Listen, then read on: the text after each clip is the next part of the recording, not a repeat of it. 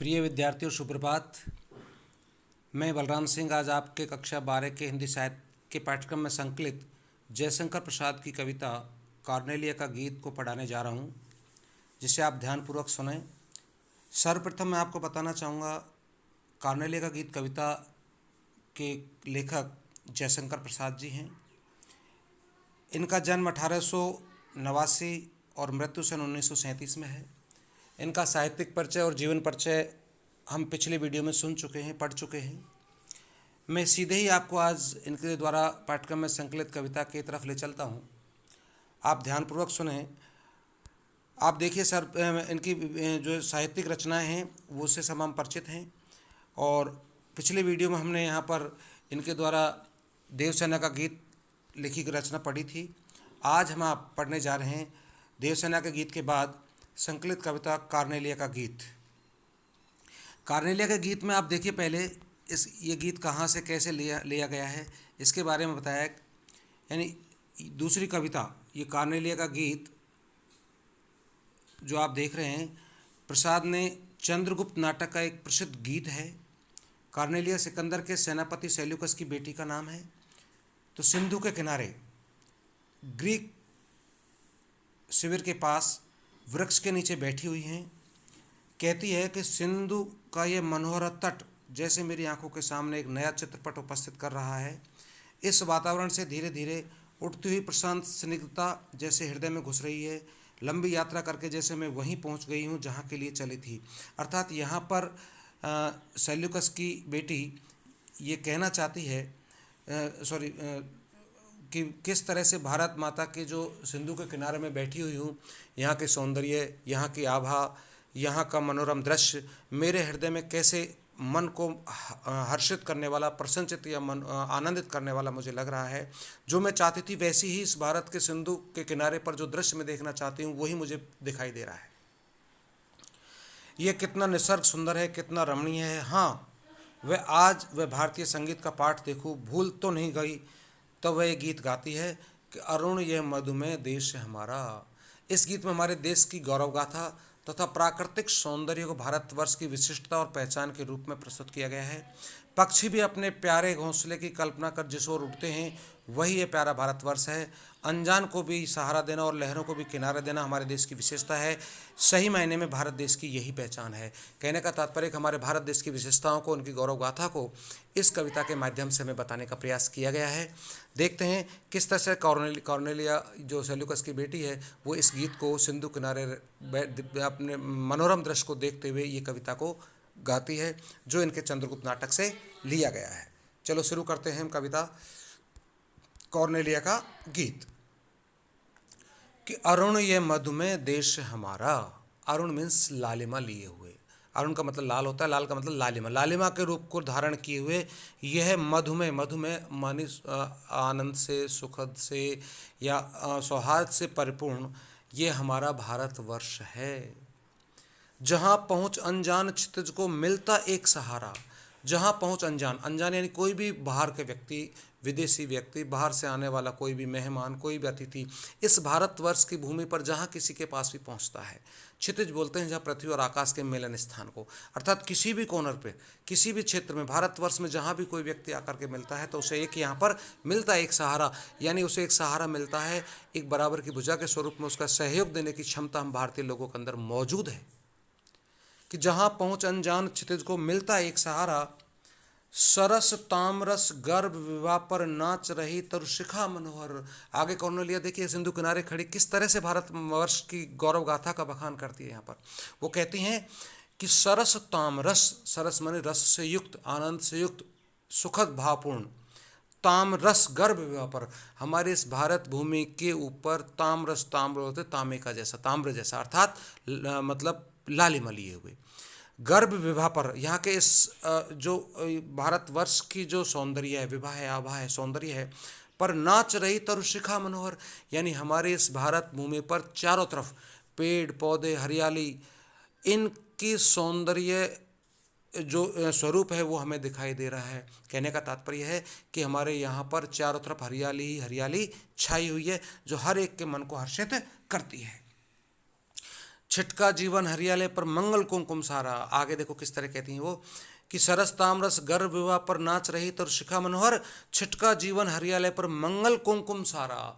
देख किस तरह से बताती है, हमारी प्रशंसा कैसे करती है कि हमारे इस भारतवर्ष पर जो हरियाली ये फैली हुई है, इस पर जो पकी हुई शस्य श्यामला जो भारत माता की पृथ्वी हम देख रहे हैं आज, इसका स्वरूप कैसा दिखाई रहा है कि छिटका जीवन हरियाली पर मंगल कुमकुम सारा। मंगल बोलते हैं शुभदायक स्वरूप को, कि इस जिस तरह मंगल या शुभ संकेत के रूप में कुमकुम जो होता है, जो लालिमा लिए होता है, वैसे ही हमारी इस पृथ्वी पर मानो भारत माता एक नायिका है, नायिका के माथे पर जिस तरह कुमकुम लगाया जाता है उससे उसकी शोभा में चार चांद लगती हैं, ऐसे ही इस हमारी भारत भूमि रूपी नायिका के ऊपर हमारी शस्य श्यामला जो धरती पर पैदा फसल हरियाली जो दिखाई रही है, जो पकी हुई फसल दिखाई दे रही है, जो लालिमा लिए हुए है, जो ताम्रस से स्वरूप दिखाई दे रही है, वो मानो हमारी इस भारत माता रूपी नायिका के मस्तिष्क पर, उसके माथे पर वो कुमकुम की तरह शोभायमान हो रही है, अर्थात भारत माता के सौंदर्य की अनुभूति को बढ़ा रही है। इस तरह की ये पकी हुई फसल का स्वरूप जब हम देखते हैं तो ये हमें महसूस होता है। यानी छिटका जीवन हरियाली पर मंगल कुमकुम सारा। इसके अलावा और देखिए क्या हो रहा है हमारी भारत माता पर, हम दृश्य देखते हैं किस तरह सिंधु किनारे खड़ी हुई कॉर्नेलिया इस पूरे दृश्य को देख रही है और भारत की सौंदर्य को या सुंदरता को जो वो महसूस करती है उसे अपने शब्दों में बखान करती हुई कहती है कि लघु सुर धनुष से पंख पसारे शीतल मलय शमीर सहारे। लघु माने छोटे, सुर धनुष, सुर माने देवता, धनु माने धनुष, यानी देवताओं का धनुष अर्थात इंद्र धनुष के समान। यानी कि हमारी इस भारत माता पर चारों तरफ हरियाली फैली हुई है और हरियाली में भी फिर सप्तरंगी इंद्रधनुष के समान रंग बिरंगे पुष्पावली खिली हुई हैं चारों तरफ, कहीं किस तरह के कहीं किस तरह के। जिस तरह इंद्रधनुष में सप्त रंग दिखाई देते हैं, 7 रंग दिखाई देते हैं, ऐसे ही हमारी इस भारत भूमि पर भी इस हरियाले वातावरण के कारण इसमें चारों तरफ पेड़ पौधे फल फूल बेल लताएं चारों तरफ अपने हरित हरित स्वरूप को बखेरती हुई नजर आ रही हैं और उन पर पुष्पावली खिली हुई है, पुष्प खिले हुए हैं। उसकी शोभा ऐसे ही लग रही है जैसे मानो पूरी पृथ्वी पर एक इंद्रधनुष सा घूम रहा हो। यानी लघु सुर धनुष से पंख पसारे शीतल मलय समीर सहारे, अर्थात हमारी पूरी पृथ्वी पर चारों तरफ हरियाली फैली हुई है जिसमें पुष्प खिले हुए हैं और उसमें भी फिर धीरे धीरे शीतल मलय समीर सहारे। शीतल माने ठंडी, मलय माने चंदन से युक्त, समीर माने हवा, सहारे माने है। यानी यहाँ पर वायु को त्रिधारा वेग रूप में माना गया है, शीतल मंद और सुगंधित। तो इन तीनों रूपों को धारण करते हुए धीमी धीमी गति से चंदन युक्त खुशबू के अनुसार यहाँ पर वायु प्रभावित हो रही है, ऐसा यहाँ पर लगता है। तो इसके आगे पंक्ति में आप देखिए कि उड़ते खग जिस ओर मुँह किए समझ नीड नीड निज प्यारा। यानी कि हम यहाँ देखते हैं उड़ते खग जिस ओर, यानी पक्षी भी हमारे इस भारत भूमि की ओर अपना मुंह करके उड़ते हैं। किस लिए? चूंकि कि उड़ते खग जिस ओर मुँह के समझ नीड निज प्यारा। अपना एक जैसे पक्षी अपने घोंसले का सुबह अपने दाना पाने के लिए चुगने के लिए निकलता है, लेकिन शाम को वक्त होते ही अपने जैसे घोंसले की तरफ वो दौड़ा चला आता है, ऐसे ही हमारे भारतवासी भी बाहर जाते हैं लेकिन अपना घोंसला पक्षी की भांति अपना घर मानते हुए वापस भारतवर्ष में ही आने की भावना रखते हैं। यानी कहीं भी चाहे जाएं वो वापस अपने घर पर लौटते हैं। ऐसे ही यहाँ पर भी हर एक लोग ये सोचता है कि भारत एक ऐसा देश है जहाँ पर अपने घर की तरह हम अपना जीवन सुखपूर्ण जी सकते हैं। ऐसी भावना को धारण करते हुए हर लोग भारतवर्ष की ओर आना चाहते हैं।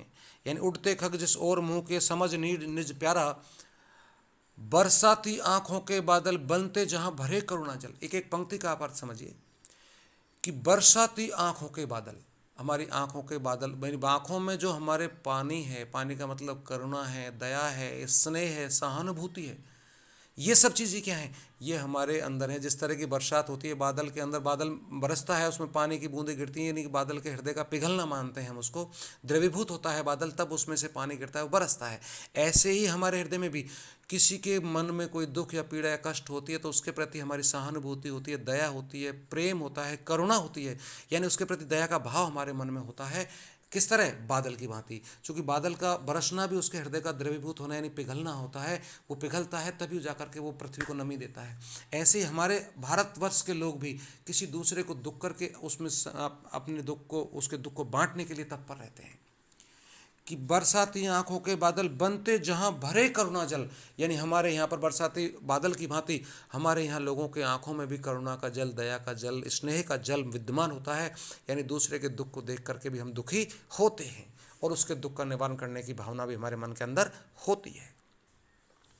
लहरें टकराती अनंत तक पाकर जहां किनारा, आप भी देखिए जिस तरह के समुद्र के किनारे की लहरें उठ उठ करके किनारे से टकराती, ऐसे ही हम लोग भी यहाँ पर भी विभिन्न स्थितियों का सामना करते हुए भी हर मुश्किल का मुकाबला करते हुए आगे तक हम चलते रहते हैं और हर एक के लिए सहारा बन करके हम सामने आते हैं, उसका सहयोग करते हैं, सहायता करते हैं, मदद करते हैं।